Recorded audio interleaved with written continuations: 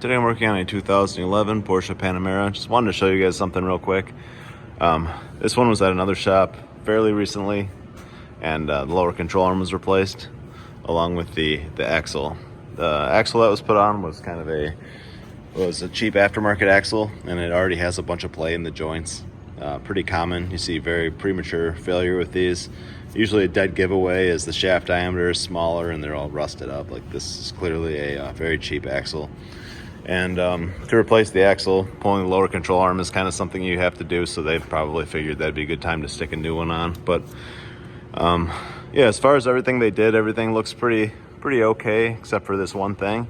And I've seen this done before. On the lower ball joint, you can see the that ring in there is actually a steel insert. This is a aluminum spindle, and there's a steel insert that has a taper for the ball joint to go into.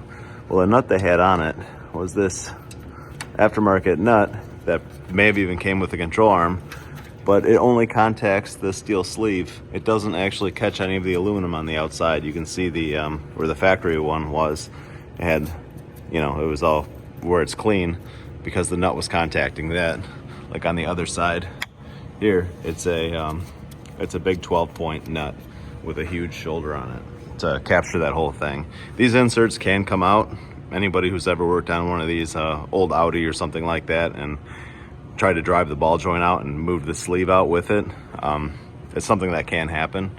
So yeah, you definitely want to, if you can't get the factory nut, you at least use a fender washer that contacts the same area that the factory nut did, just for safety reasons. This could potentially be a dangerous thing. So that's it. Thanks for watching.